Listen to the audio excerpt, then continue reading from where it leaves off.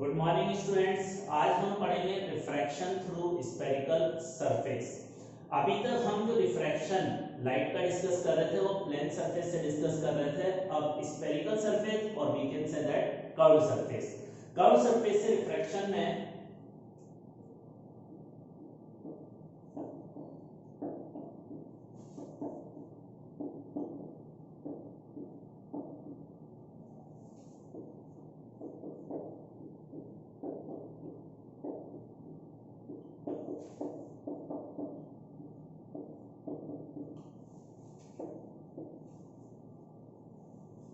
यहां पर ये तो रिफ्रैक्शन के लिए मैग्निफिकेशन का फॉर्मूला है और लेटरल मैग्निफिकेशन मतलब ऑब्जेक्ट उसकी प्रिंसिपल एक्सिस के परपेंडिकुलर रखा होना चाहिए और ये ऑब्जेक्ट और इमेज की पोजीशन में जो रिलेशन होता है उसके लिए फॉर्मूला है। अब इस फॉर्मूले में डिफरेंट क्वांटिटी का मतलब क्या है, जैसे अगर हम बात करें u का मतलब क्या था जो इस पूरे चैप्टर में चला आ रहा है, ऑब्जेक्ट का x coordinate.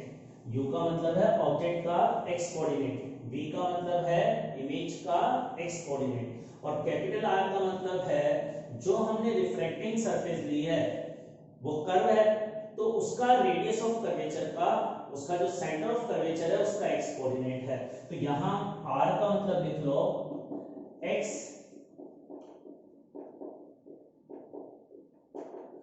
Coordinate of centre of curvature, x coordinate of centre of curvature है जो हमने रिफ्रैक्टिंग सरफेस ली है जिसके दोनों तरफ का मीडियम अलग अलग है वो कर्व है और उसकी रेडियस ऑफ कर्वेचर वो एक स्फीयर का पार्ट है, उसका जहां भी सेंटर है उस सेंटर का x कोऑर्डिनेट है। तो कैपिटल R वैसे हम रेडियस ऑफ कर्वेचर बोलते हैं लेकिन यहां इस फॉर्मूले में ये सेंटर ऑफ कर्वेचर का x कोऑर्डिनेट है और कोऑर्डिनेट प्लस भी हो सकते हैं माइनस भी हो सकता है। नाउ म्यू1 का मतलब रिफ्रैक्टिव इंडेक्स तो है कौन से मीडियम का, उस मीडियम का जिसमें इंसिडेंट रे प्रेजेंट है, refractive index of incident ray, incident ray medium. और इसी तरह से म्यू2 का मतलब हो जाएगा रिफ्रैक्टिव इंडेक्स ऑफ रिफ्रैक्टेड रे मीडियम। रिफ्रैक्टेड रे जिस मीडियम में प्रेजेंट है उसका रिफ्रैक्टिव इंडेक्स है। अब देखिए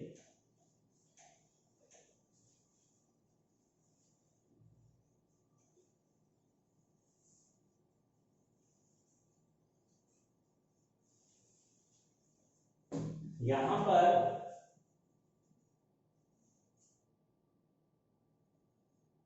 मान लेते हैं इस तरह की एक इमेजिनरी स्फेरिकल सरफेस है और इस सरफेस की रेडियस ऑफ कर्वेचर r हमने कंसीडर की।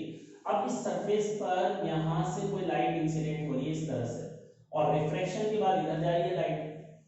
अब अगर लाइट इस तरह से इंसिडेंट हो रही है ना, लाइट का इंसिडेंट रे का डायरेक्शन ये है तो ये जो स्फेरिकल सरफेस है इसका जो मिड पॉइंट है इसको तो हमने पोल कह दिया, पोल को P के सिंबल से रिप्रेजेंट करते हैं। इस P को हम पोल कह सकते हैं, ज्योमेट्रिकल सेंटर कह सकते हैं, ऑप्टिकल सेंटर कह सकते हैं।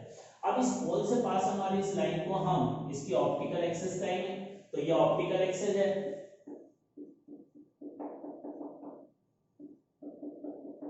और P का मतलब ऑप्टिकल सेंटर,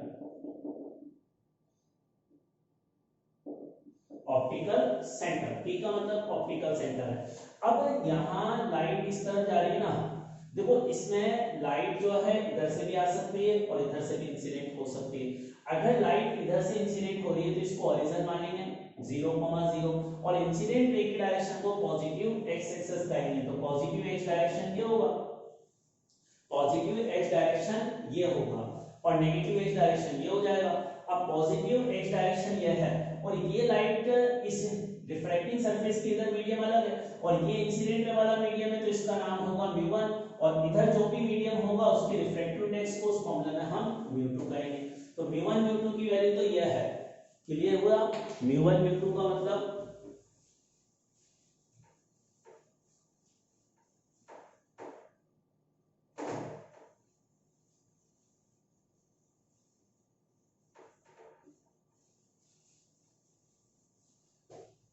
अब इसी तरह से वापस देखो ये रिफ्रैक्टिंग सरफेस है, वही रिफ्लेक्टिंग सरफेस है, लेकिन इसमें लाइट इधर से भी इंसिडेंट हो सकती है, और रिफ्लेक्शन के बाद मान लो ऐसे गई, ये रेडियस ऑफ कर्वेचर आ, तो अब ये वाला रिफ्रैक्टिव इंडेक्स μ1 होगा, ये वाला μ2 होगा। तो जरूरी नहीं है कि इसके लेफ्ट में जो मीडियम है वही μ1 होगा, यहाँ डिपेंड करेगा कि लाइट किस तरह से इंसिडेंट हो रही है। अब इसको ओरिजिन मानेंगे। अब पॉजिटिव एज डायरेक्शन कौन सा लेते हैं? In the direction of incident है। पहले इंसिडेंट राइट में जा रही थी, अब लेफ्ट में आ रही है, तो लेफ्ट वाला इसको ओरिजिन और पॉजिटिव एज डायरेक्शन ये होगा। समझ में आई मेरी बात? तो पॉजिटिव एज डायरेक्शन वो होता है जिसमें इंसिडेंट रे का डायरेक्शन होता है। अब देखो, अगर कोई यहां पर इस तरफ जितनी भी चीजें होगी, ऑब्जेक्ट या इमेज, उसका एक्स कोऑर्डिनेट हम कैसा लेंगे? पॉजिटिव या नेगेटिव? पॉजिटिव लेंगे। ये पॉजिटिव एक्स डायरेक्शन है, इस डायग्राम में इसकी इधर जितनी भी चीजें होंगी उनका एक्स कोऑर्डिनेट पॉजिटिव लूंगा। अब एक्स कोऑर्डिनेट अगर पॉजिटिव लूंगा, इधर की तरफ पॉजिटिव है, ठीक है, और इधर की तरफ उसका एक्स कोऑर्डिनेट नेगेटिव है। क्लियर? इस वाले डायग्राम में ये पॉजिटिव एक्स डायरेक्शन है, ये पॉजिटिव एक्स डायरेक्शन है, यह नेगेटिव एक्स डायरेक्शन है। क्लियर? अब देखिए, अगर लाइट इधर से इंसिडेंट होकर रिफ्रैक्शन के बाद इधर जा रही है, देखो इंसिडेंट रे जो होती है उसका इंटरसेक्शन पॉइंट ऑब्जेक्ट कहलाता है। अब अगर कोई ऑब्जेक्ट यहां रखा हुआ है इस रीजन में, तो क्या यहां इंसिडेंट रे आ रही है? क्या लाइट अगर ऐसे आए और ऑब्जेक्ट यहां रखा हो, तो ये ऑब्जेक्ट इंसिडेंट रे का इंटरसेक्ट, और इधर इंसिडेंट रे आ रही, इसका मतलब वर्चुअली आ रही है वो एक्सटेंशन करने पर। तो इधर अगर ऑब्जेक्ट है, इसका मतलब वो वर्चुअल ऑब्जेक्ट है, और इस रीजन में रिफ्रैक्टेड रे आ रही है, और इधर अगर इमेज बन रही है तो that should be real image. तो यहां रियल इमेज बनेगी। अगर लाइट इस तरफ से इंसिडेंट हो रही है तो ये रियल इमेज है इस रीजन में, और वर्चुअल ऑब्जेक्ट है, और इस रीजन में अगर ऑब्जेक्ट है तो वो रियल ऑब्जेक्ट है और इमेज वर्चुअल इमेज है। ये इसका मतलब हुआ। तो अब अगर हम देखें इस रिफ्लेक्टिंग सरफेस में वर्चुअल ऑब्जेक्ट का एक्स कोऑर्डिनेट तो पॉजिटिव होगा, और रियल इमेज का एक्स कोऑर्डिनेट भी पॉजिटिव होगा। इमेज का ये कोऑर्डिनेट, और इसमें उल्टा हो जाएगा। अब वापस यहां आ जाए तो देखो इंसिडेंट रे इधर है ना, अगर इस रीजन में ऑब्जेक्ट है तो वो कैसा है? रियल ऑब्जेक्ट, और इमेज है तो वर्चुअल इमेज। इस रीजन में virtual object and real image. तो करने इसको नोट, इंपॉर्टेंट कंसेप्ट है कि हम किस तरह से पॉजिटिव और नेगेटिव डायरेक्शन कंसीडर करते हैं। अच्छा, एक और चीज जो मुझसे रह गई, सेंटर ऑफ कर्वेचर। यहां जो रिफ्रैक्टिंग सरफेस है, जिस स्फीयर का पार्ट है वो स्फीयर कुछ ऐसा है, और इस पूरे स्फीयर का सेंटर क्या है? तो जो स्फीयर का सेंटर है वही इस स्फेरिकल सरफेस का सेंटर ऑफ कर्वेचर है। सेंटर ऑफ कर्वेचर, और सेंटर ऑफ कर्वेचर से इस स्फेरिकल सरफेस का हर पॉइंट को ज्वाइन करने वाली लाइन इस स्फेरिकल सरफेस पर नॉर्मल होती है, और इस लाइन की लेंथ रेडियस के बराबर होती है। तो ये जो हमने स्फेरिकल सरफेस ली, आर का मतलब इसकी रेडियस ऑफ कर्वेचर कह रहे हैं। ये रेडियस ऑफ कर्वेचर उस स्फीयर की रेडियस है जिसका ये स्मॉल पोर्शन है, और उस बड़े पूरे स्फीयर का जो सेंटर है उसी को हम इस स्फेरिकल सरफेस का सेंटर ऑफ कर्वेचर कहते हैं। क्लियर? तो सेंटर ऑफ कर्वेचर का मतलब, रेडियस ऑफ कर्वेचर का मतलब। अब वापस यहां आए, अगर लाइट ऐसे जा रही थी तो पॉजिटिव एक्स डायरेक्शन ये था, लेकिन इस कर्व सरफेस का सेंटर इधर है, और इधर वाली डिस्टेंस को तो माइनस में लिखते हैं। तो मान लो अगर हमें क्वेश्चन में इस कर्व सरफेस की रेडियस ऑफ कर्वेचर 10 दे रखी है, तो जब यहां मैं स्फेरिकल सरफेस का फॉर्मूला लगाऊंगा, मैं लाइट इधर इंसिडेंट होती है तो r की जगह 10 नहीं लिखूंगा, -10 लिखूंगा। मतलब उसका r जो है, मैंने अभी थोड़ी देर पहले बताया था, r का मतलब x कोऑर्डिनेट है, और कोऑर्डिनेट प्लस भी हो सकता है माइनस भी हो सकता है। यहां वाले डायग्राम में लाइट अगर इधर इंसिडेंट हो रही है, इस स्फेरिकल सरफेस का सेंटर इधर है, तो इधर वाली डिस्टेंस पॉजिटिव, तो यहां r +10 ही लिखेंगे। अगर लाइट इधर से इंसिडेंट होती है तो r की वैल्यू प्लस, इधर से इंसिडेंट होती है तो r की value minus for this particular surface. Clear? चलो अब कुछ क्वेश्चन डिस्कस करते हैं इससे रिलेटेड।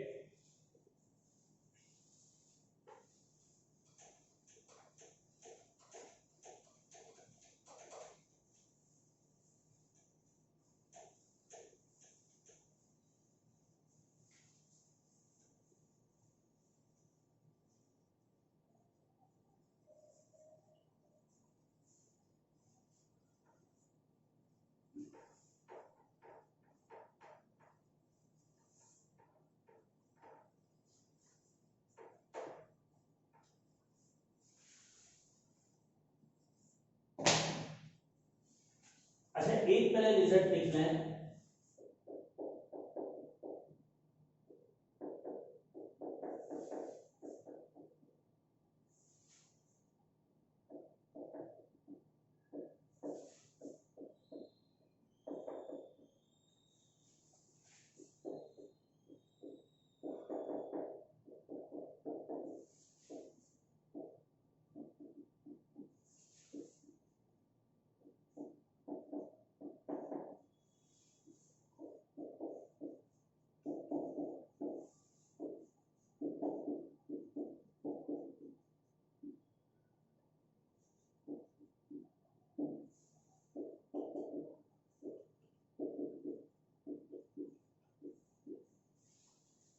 अब देखो एक इंपॉर्टेंट रिजल्ट यह है कि अगर इस स्फेरिकल सरफेस के सामने ऑब्जेक्ट सेंटर ऑफ कर्वेचर पर रखेंगे तो ऑब्जेक्ट की इमेज सेंटर ऑफ कर्वेचर पर ही फॉर्म होगी।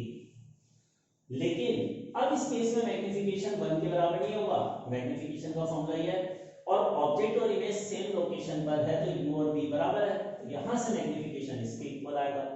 जबकि हमने स्फेरिकल मिरर में देखा था अगर ऑब्जेक्ट को सेंटर ऑफ कर्वेचर पर रखते हैं तो ऑब्जेक्ट की इमेज वही बनती है, लेकिन मैग्नीफिकेशन वहां आया था -1। यहां मैग्नीफिकेशन μ1 μ2 पर डिपेंड करेगा रिफ्रैक्टिव इंडेक्स पर। इसका मतलब यह है जैसे मान लो ये रिफ्रैक्टिंग सरफेस, इसका सेंटर ऑफ कर्वेचर यहाँ है, अब इस पर ऑब्जेक्ट रख दिया तो इस ऑब्जेक्ट से निकलने वाली लाइट अगर इस स्फेरिकल सरफेस पर इंसिडेंट कराऊंगा तो हर लाइट नॉर्मल इंसिडेंट होगी, तो इसमें कोई डिविएशन होगा ही नहीं, तो लाइट ऐसे जाएगी। यहां से एक दूसरी लाइट कंसीडर की वो भी नॉर्मल इंसिडेंट होगी तो वैसे जाएगी। अब ये दोनों लाइट का इंटरसेक्शन पॉइंट इमेज है ना, तो इमेज जहां ऑब्जेक्ट है वहीं बन गई। तो ऑब्जेक्ट और इमेज सेम लोकेशन पर बनेंगे। तो जब भी ऑब्जेक्ट को हम सेंटर ऑफ कर्वेचर पर रखते हैं तो उसकी इमेज ऑब्जेक्ट पर ही फॉर्म होती है। ये हमारा नेक्स्ट रिजल्ट था। अब एक एग्जांपल डिस्कस करते हैं।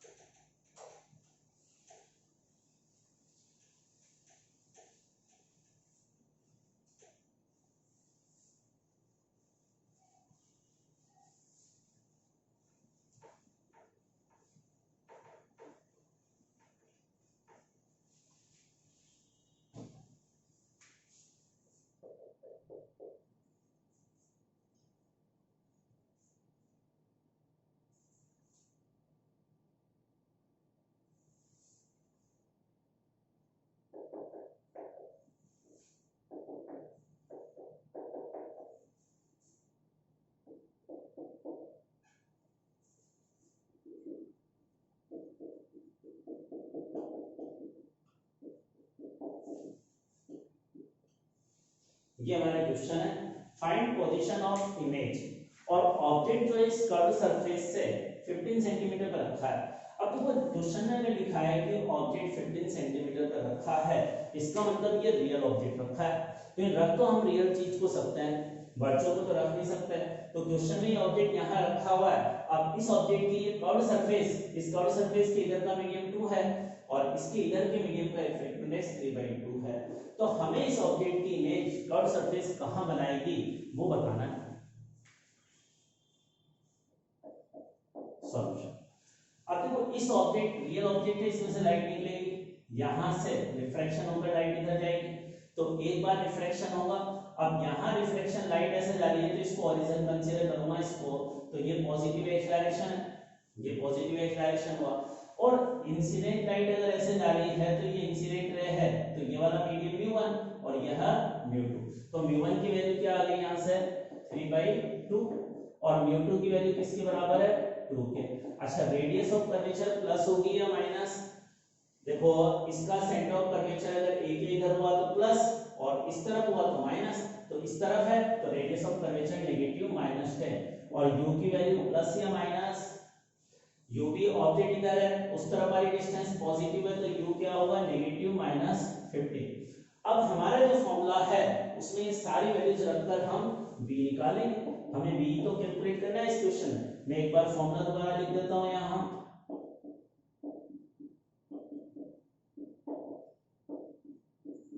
अच्छा इस फॉर्मूले का मैं डेरिवेशन नहीं कर रहा क्योंकि कॉम्पिटिटिव एग्जाम्स के लिए इसके डेरिवेशन का कोई यूज नहीं है। हाँ, बोर्ड एग्जाम में इसका डेरिवेशन इंपॉर्टेंट है, तो बोर्ड एग्जाम के लिए अगर हमें पढ़ना है तो हम इसका डेरिवेशन सीखेंगे। और मैंने जैसा पहले बताया, जितने भी केवल बोर्ड एग्जाम के लिए डेरिवेशन इंपॉर्टेंट है, ये ज्योमेट्रिकल ऑप्टिक्स का चैप्टर के सारे लेसन चैप्टर टॉपिक कंप्लीट होने के बाद फिर मैं बोर्ड एग्जाम के हिसाब से स्पेशल प्रिपरेशन के वीडियो लेक्चर आपको दूंगा। ओके, अब इसमें हम फॉर्मूले में वैल्यू रखकर आंसर कैलकुलेट कर लेते हैं इसका।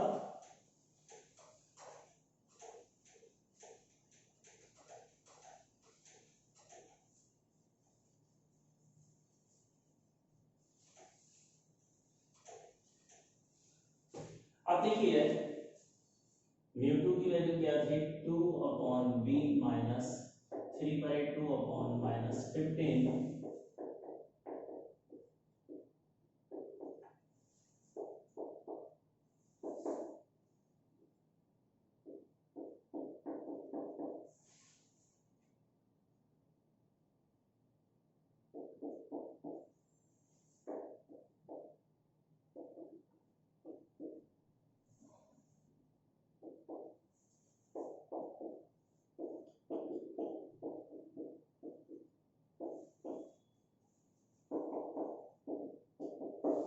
ये अपने पास बी आया, वैल्यू रखने के बाद चेक कर लेना भाई, मे बी पॉसिबल मुझसे एरर हुई हो, कैलकुलेशन मिस्टेक।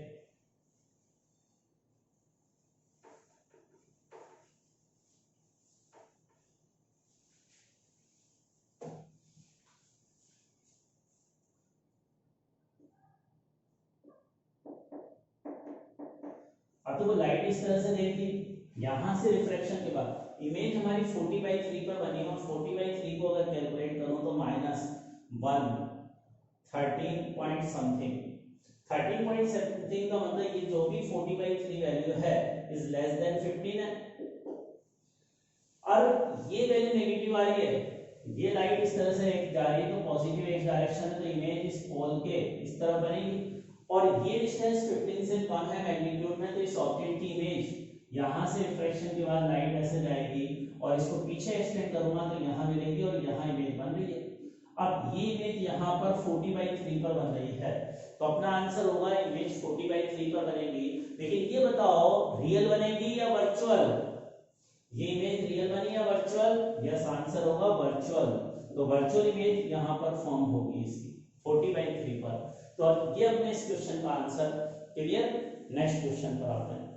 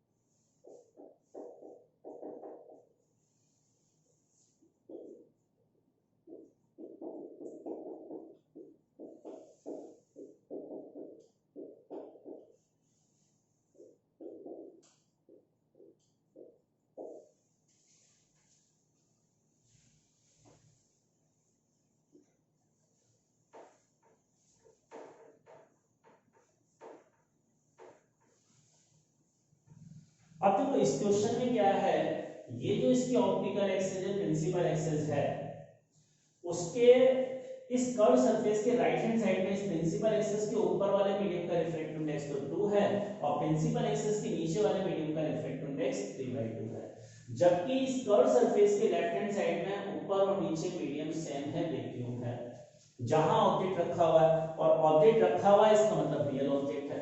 अब रियल ऑब्जेक्ट इस कर्व सरफेस से 10 सेंटीमीटर पर रखा है और इसकी रेडियस ऑफ कर्वेचर भी 10 है, तो हम क्या होगा, इस ऑब्जेक्ट की इससे निकलने वाली लाइट जो इस ऊपर वाली सरफेस से जिसका रिफ्रैक्शन होगा, ऊपर वाली सरफेस से रिफ्रैक्शन होगा तो उसके करस्पॉन्डिंग एक इमेज बनेगी I1, और इस ऑब्जेक्ट से निकलकर लाइट जो नीचे वाली सरफेस पर जाएगी उससे जो रिफ्रैक्शन होगा उससे एक दूसरी इमेज बनेगी I2। दोनों इमेजेस अलग अलग लोकेशन पर अगर बनी तो उनके बीच का सेपरेशन हमें फाइंड आउट करना है क्या होगा इस क्वेश्चन में। क्लियर हुआ क्वेश्चन? अब मुझे एक चीज बताओ, इस ऑब्जेक्ट की यहां से डिस्टेंस 10 है और 10 ही रेडियस ऑफ कर्वेचर पर है, तो क्या ऑब्जेक्ट सेंटर ऑफ कर्वेचर पर रखा हुआ है? नहीं ना। सेंटर ऑफ कर्वेचर तो इस कर्व सरफेस का इधर है। अगर यहाँ ऑब्जेक्ट इससे 10 सेंटीमीटर इधर रखा होता तो हम कहते हैं ऑब्जेक्ट सेंटर ऑफ कर्वेचर पर रखा हुआ है। और अगर सेंटर ऑफ कर्वेचर पर रखता तो दोनों ही इमेजेस ऑब्जेक्ट पर ही बन जाती, और ऑब्जेक्ट पर इमेज बनने से मतलब क्या है, दोनों इमेजेस अगर सेम लोकेशन पे बनती तो आंसर 0 हो जाता उस क्वेश्चन का, लेकिन इसका 0 होना जरूरी नहीं है। तो आप सॉल्व करें इसको। देखो पहले हम अपर सरफेस से रिफ्रैक्शन कंसीडर करते हैं। अपर सरफेस, अब देखो अपर सरफेस के लिए u तो -10 ही होगा, दोनों के लिए ये ओरिजिन होगा हमारा ए पॉइंट और ये पॉजिटिव एक्स डायरेक्शन होगा, तो u तो इस तरफ है तो नेगेटिव, और μ1 ये इसमें क्या हो जाएगा, यहां पर ये μ1 मीडियम होगा इंसिडेंट रे वाला और ये μ2 होगा। जब अपर सरफेस से रिफ्रैक्शन कंसीडर कर रहा हूं तो μ1 μ2 की वैल्यू क्या है, तो μ1 की वैल्यू तो 1, μ2 की वैल्यू 2 के बराबर, और रेडियस ऑफ कर्वेचर इसका सेंटर इधर है और इधर वाली डिस्टेंस पॉजिटिव है तो +10। अब इससे b निकालना है। इसी तरह से जब लोअर सरफेस से रिफ्रैक्शन कंसीडर करूंगा तो u की वैल्यू तो -10 ही रहेगी, μ1 1 ही रहेगा, लेकिन लोअर सरफेस से रिफ्रैक्शन कंसीडर करते समय जैसे लाइट इस तरह से आ रही है और इस तरह से जा रही है, तो ये इंसिडेंट मीडियम, यह रिफ्रैक्टिंग, तो इंसिडेंट मीडियम तो एरिया 1, लेकिन रिफ्रैक्टिंग मीडियम का रिफ्रैक्टिव इंडेक्स 3/2 के बराबर हो गया। तो इसमें μ1 तो 1 है लेकिन μ2 की वैल्यू 2 की जगह 3/2, रेडियस ऑफ कर्वेचर +10, और इससे भी b निकालेंगे। तो देखो दोनों सरफेसेस में केवल यहां μ2 की वैल्यू और यहां μ2 की वैल्यू में अंतर है, बाकी सारी चीजें सेम है। अब इससे जो b आएगा उसको नाम देता हूं b1, इससे जो b आएगा उसको नाम दिया b2, तो मुझे निकालना क्या है, b1 - b2 का मोड। दोनों इमेजेस के बीच का सेपरेशन इस तरह से हम कैलकुलेट करेंगे जो हमें रिक्वायर्ड है आंसर। तो चलो कैलकुलेशन करते हैं अब फॉर्मूला में वैल्यू रखकर।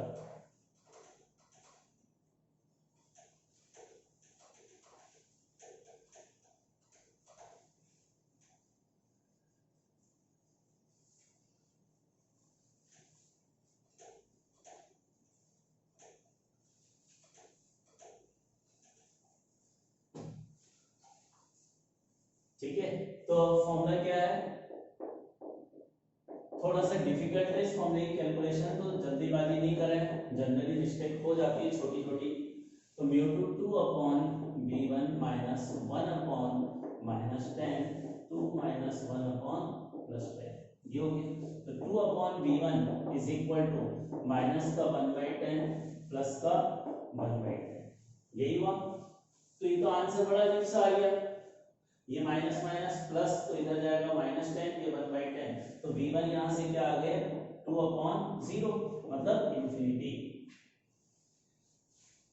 अब v1 इंफिनिटी आया है तो v2 अगर इंफिनिटी नहीं आया तो आंसर इंफिनिटी होगा, तो इस क्वेश्चन का आंसर तो इंफिनिटी हो गया। इसका मतलब यहां पर जो पहली सरफेस से रिफ्रैक्शन के बाद लाइट है वह इंफिनिटी पे इमेज बन गई। अब सेकंड सरफेस में अगर फॉर्मूला लगाएं, सेकंड सरफेस के लिए लोअर सरफेस के लिए अगर फॉर्मूला लगाएंगे तो क्या होगा, यहां μ2 की वैल्यू चेंज होगी बस 3/2, तो 3/2/b1, बाकी तो ये सब सेम ही रहेगा 1/10 1/10, यही होगा। तो यहां भी वही आ रहा है, यहां से v2 भी सेम आ रहा है, तो v2 अभी भी यहां पर इंफिनिटी आ रहा है, तो अपना आंसर क्या होगा, इनफाइनाइट, आंसर हो जाएगा इनफाइनाइट। अब देखो ये तो बाय चांस ऐसा हो गया, लेकिन ये v1 v2 अगर अलग अलग आएगा तो फिर ये इंफिनिटी आंसर नहीं होगा।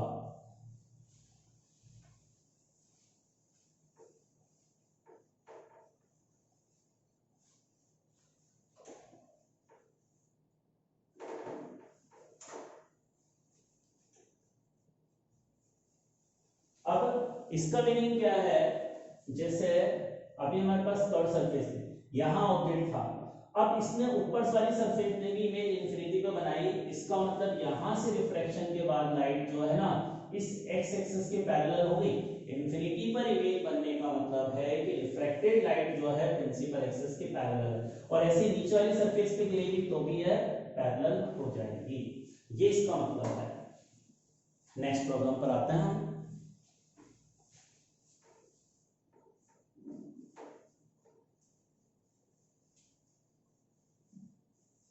अब देखो एक डिफिकल्ट प्रॉब्लम डिस्कस कर रहा हूं, लेकिन इंपॉर्टेंट है, मेन कंसेप्ट जो सीखने वाला है।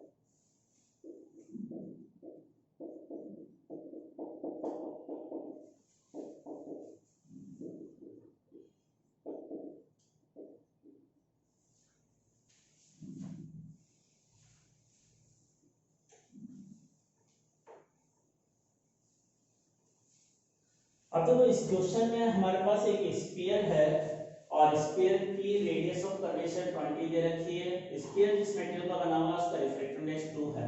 अब स्फीयर का जो हेमिस्फीयर पार्ट है ना, ये वाला पोर्शन, इसको हमने पॉलिश करके मिरर में कन्वर्ट कर दिया। ये मिरर बन गया और ये कॉन्केव मिरर जैसा है।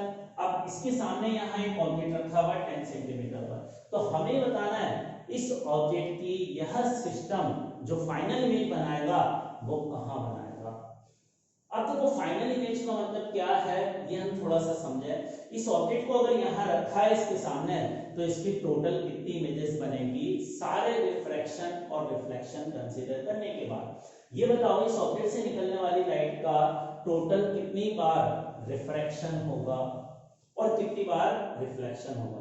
अगर जितनी बार रिफ्लेक्शन हुआ, रिफ्लेक्शन के कारण उतनी इमेजेस बनी, रिफ्लेक्शन के कारण और इमेजेस ऐड होंगी। तो देखो इसको ऐसा समझो, इस ऑब्जेक्ट में से लाइट निकलेगी तो यहां जाएगी ना, हवा से इस ग्लास स्फीयर में एंटर करेगी तो मीडियम चेंज होगा।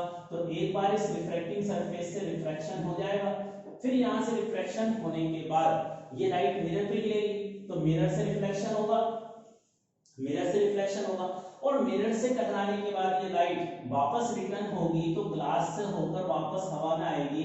तो एक और बार रिफ्रैक्शन होगा ना, यहाँ ग्लास से होकर हवा में आई तो एक और बार रिफ्रैक्शन, ये थर्ड इमेज बनेगी। अब यहाँ से निकलने के बाद लाइट इधर जाती रहेगी और कोई रिफ्लेक्शन या रिफ्रैक्शन नहीं होगा। तो इसका मतलब इस स्फेरिकल सरफेस से दो बार लाइट का रिफ्रैक्शन हुआ तो दो बार ये स्फेरिकल सरफेस वाला फॉर्मूला लगेगा, एक बार राइट में जाते समय और एक बार मिरर से टकराकर वापस आते समय। तो रिफ्रैक्टिंग सरफेस दो इमेजेस बनाएगी और मिरर एक इमेज बनाएगा, तो टोटल 3 इमेजेस बनेगी और थर्ड नंबर की जो इमेज होगी वो फाइनल इमेज होगी। और हमें थर्ड नंबर की इमेज की पोजीशन बतानी है कि किस लोकेशन पर बनेगी। तो क्वेश्चन समझ में आया, अब इसका सॉल्यूशन करते हैं। देखो अब इसका सॉल्यूशन करने के लिए मैं एक बार डायग्राम दोबारा बना देता हूं। यहां ऑब्जेक्ट था, ये राइट इंसिडेंट है। अब इसको ओरिजिन मान लो, पॉजिटिव एक्स डायरेक्शन ये है, पॉजिटिव एक्स डायरेक्शन ये है, तो यहां से रिफ्रैक्शन होगा इस कर्व सरफेस से, तो कर्व सरफेस से रिफ्रैक्शन कंसीडर कर रहा हूं, पहली इमेज बना रहा हूं। तो ये μ1 यह μ2, तो μ1 की वैल्यू तो 1, μ2 रिफ्रैक्टिव इंडेक्स 2 दे रखा है, रेडियस ऑफ कर्वेचर पॉजिटिव होगी 20 और u कितना है -10, ये -10। अब इससे हम v निकालेंगे, तो इससे जो v आएगा उसको नाम दे रहा हूं मैं v1।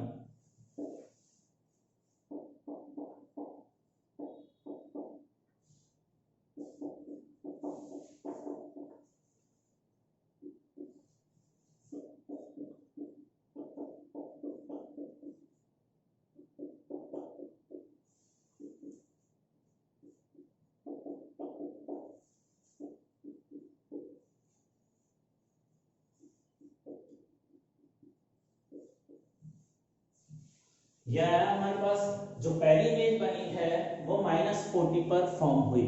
अब देखो इसके बाद इमेज कहां बनेगी उसको समझते हैं।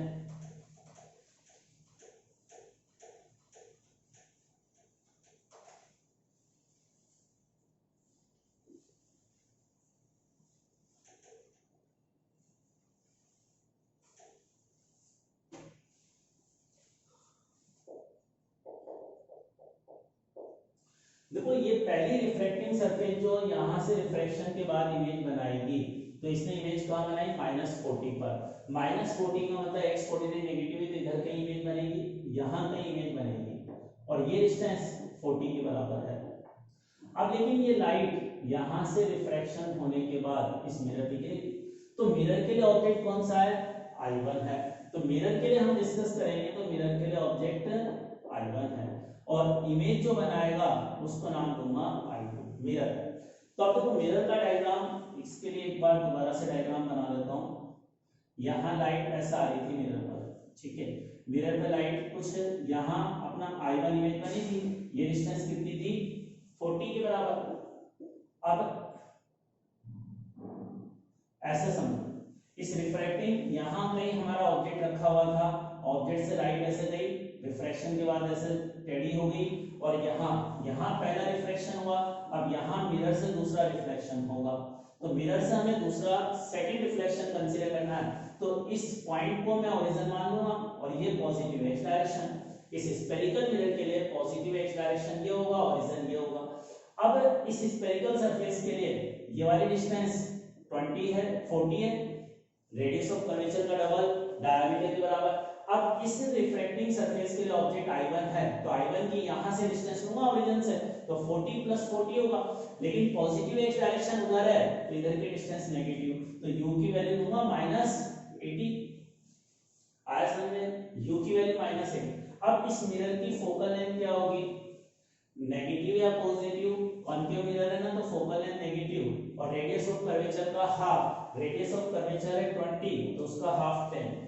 अब इससे जो b निकालेंगे उसको नाम दूंगा b2, उसको नाम हम देंगे b2।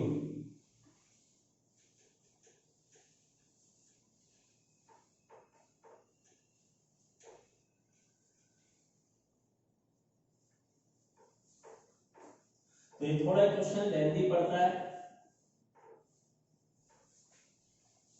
अब देखिए इसको आगे सॉल्व करने के लिए मिरर के लिए फॉर्मूला ये था ना 1/u is equal to 1/l।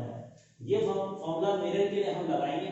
अब मिरर के लिए अप्लाई कर रहे हैं तो -80 plus 1/b2 is equal to focal length थी -10, तो b2 यहां से आ जाएगा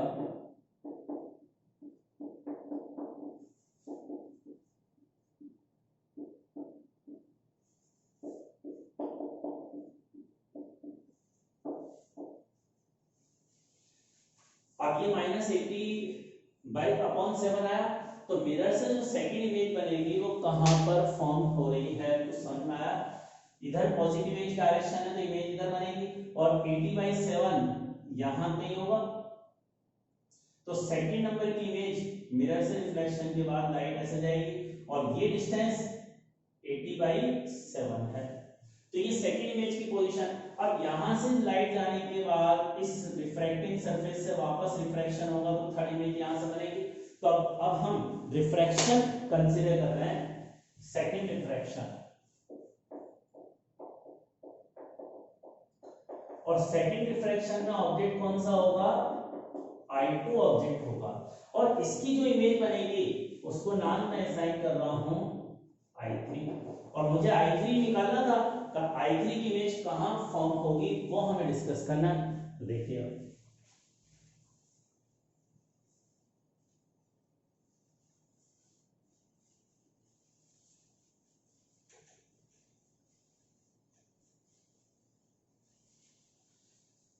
देखो इसका डायग्राम बनाए, I3 हमारे पास, इसको ऐसे समझो ये मिरर था, ठीक है, मिरर से रिफ्लेक्शन के बाद लाइट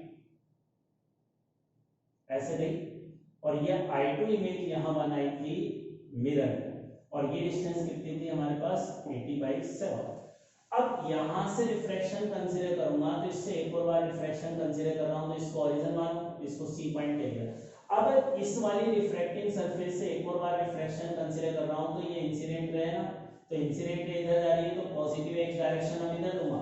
जब मैंने पहली बार रिफ्रैक्शन कंसीडर किया था इस पॉइंट से तो इधर इंसिडेंट डायरेक्शन को पॉजिटिव माना था क्योंकि लाइट इस तरफ जा रही थी। वहां मिरर से टकराने के बाद लाइट का पाथ डायरेक्शन चेंज हो गया, पहले राइट हैंड साइड में जा रही थी, मिरर से टकराने के बाद लाइट लेफ्ट हैंड साइड में जा रही है। तो अब रिफ्रैक्शन में पॉजिटिव एक्स डायरेक्शन ये होगा और μ1 मीडियम यह μ2 यह होगा। तो अब इसको निकालने के लिए यहां पर u की वैल्यू क्या होगी, नेगेटिव होगी। ऑब्जेक्ट इस तरफ है तो x coordinate negative, I2 object है और I2 ऑब्जेक्ट की डिस्टेंस कितनी होगी, ये टोटल तो 40 है ना, रेडियस ऑफ कर्वेचर का डबल, रेडियस ऑफ कर्वेचर अपनी 20 थी तो उसका डबल। अब 40 में से 80/7 माइनस करूंगा तो 40 माइनस 80/7 ये u की वैल्यू हो जाएगी। अब u की वैल्यू आने के बाद μ1 कितना लिख लेंगे 2 और μ2 1, रेडियस ऑफ कर्वेचर -20। अब इससे b निकाल लेंगे, वो अपना आंसर होगा। तो इस तरह से हम इस क्वेश्चन को सॉल्व करते हैं। Okay, thank you for today.